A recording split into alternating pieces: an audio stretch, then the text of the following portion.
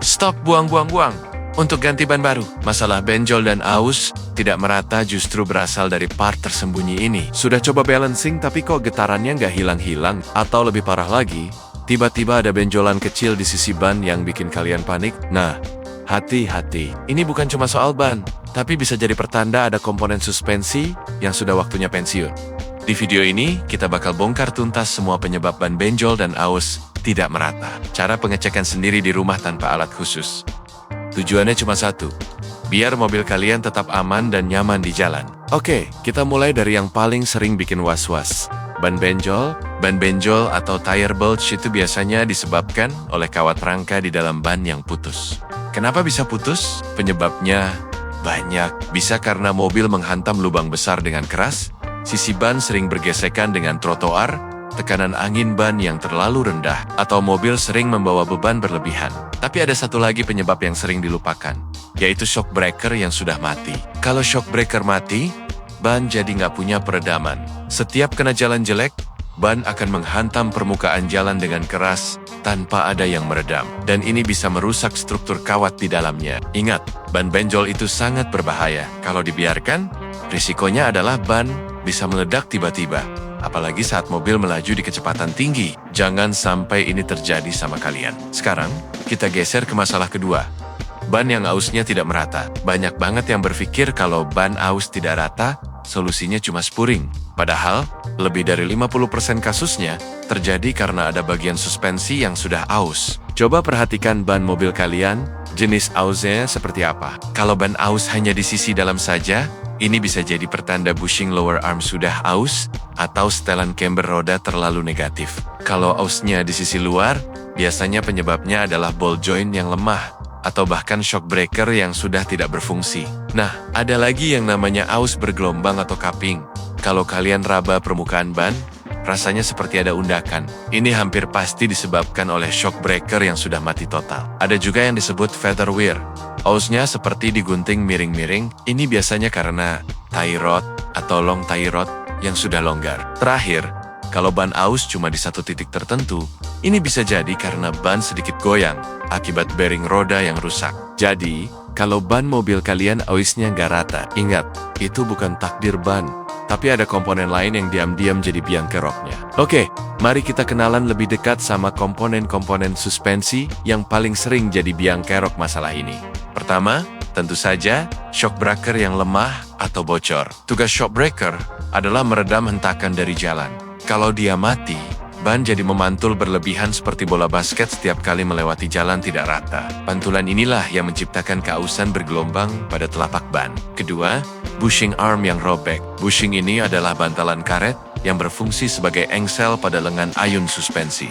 Kalau bushing sudah robek atau aus, posisi roda jadi tidak stabil dan bisa berubah-ubah saat mobil berjalan, terutama saat mengerem atau berakselerasi. Inilah yang menyebabkan ban jadi aus di sisi dalam atau sisi luar saja. Ketiga, ball joint yang longgar atau oblak. Ball joint ini fungsinya mirip sendi pada lengan manusia, memungkinkan roda berbelok dan bergerak naik turun. Kalau ball joint sudah oblak, roda jadi tidak stabil, terutama saat menikung. Akibatnya, ban bisa aus di sisi luar dengan sangat cepat. Keempat, tie rod atau long tie rod yang rusak. Komponen ini adalah bagian dari sistem kemudi yang mengatur arah roda depan. Kalau tie rod atau long tie rod longgar, setiap kali mobil kena getaran, arah roda akan sedikit berubah sendiri. Gerakan kecil inilah yang membuat ban aus seperti tergerus miring atau feather wear. Dan yang kelima, bearing roda yang aus. Tanda paling umum bearing rusak memang suara dengung yang makin kencang seiring kecepatan mobil. Tapi, bearing yang mulai aus juga bisa bikin roda jadi sedikit goyang atau oleng. Goyangan mikromilimeter ini sudah cukup untuk membuat ban aus di satu titik tertentu karena putarannya tidak lagi sempurna. Nah, setelah tahu biang keroknya, pertanyaannya, gimana cara kita cek sendiri di rumah tanpa perlu alat-alat bengkel? Gampang kok. Pertama, gunakan indera peraba kalian. Raba seluruh permukaan telapak ban.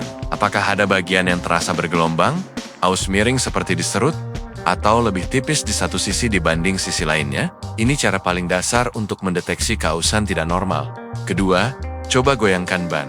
Dalam kondisi mobil terparkir pegang ban di sisi kiri dan kanan, lalu goyangkan dengan kuat, seolah-olah mau membelokkannya. Kalau terasa ada spelling atau goyangan yang berlebihan, kemungkinan besar tie rod atau ball joint-nya sudah longgar. Ketiga, masih dengan menggoyangkan ban, tapi kali ini pegang bagian atas dan bawahnya. Goyangkan ke arah dalam dan luar. Jika terasa goyang atau oblak, ini adalah indikasi kuat bahwa bearing roda sudah aus dan perlu diganti. Keempat, cek kondisi shock breaker. Cukup tekan salah satu sudut bodi mobil ke bawah dengan kuat, lalu lapaskan. Perhatikan ayunannya. Mobil yang sehat akan langsung diam setelah 1 kali memantul. Tapi kalau mobil kalian memantul lebih dari 2 kali, itu tandanya shock breaker di sisi tersebut sudah lemah. Terakhir, periksa kondisi bushing arm. Kalian hanya butuh senter. Arahkan senter ke bagian bushing arm. Jika karetnya terlihat retak, pecah-pecah, atau bahkan sudah lepas dari rumahnya, artinya bushing tersebut sudah waktunya diganti. Semua pengecekan ini bisa dilakukan tanpa dongkrak loh. Sekarang, apa risikonya kalau masalah-masalah ini kita biarkan? Pertama, dan yang paling fatal, mobil bisa hilang kendali, terutama saat bermanuver di kecepatan tinggi. Kedua, pastinya boros ban. Ban yang seharusnya bisa dipakai bertahun-tahun, jadi habis dalam hitungan bulan. Ketiga, sistem keamanan seperti ABS atau traction control bisa error karena sensor membaca putaran roda yang tidak normal. Handling mobil jadi tidak presisi dan berbahaya. Dan yang paling menakutkan, potensi ban meledak saat perjalanan jauh seperti touring jadi lebih besar. Jadi, jangan tunggu sampai ban kalian meledak baru sadar ada masalah di kaki-kaki. Jadi, kalau kalian sering lihat ban mobil aus tidak rata, jangan buru-buru salahkan bannya. Cek dulu kondisi suspensinya. Kalau kalian suka konten edukasi otomotif seperti ini, jangan lupa klik like dan subscribe. Karena di video selanjutnya kita akan bahas komponen-komponen lain yang sering bikin mobil bermasalah. Terima kasih sudah menonton.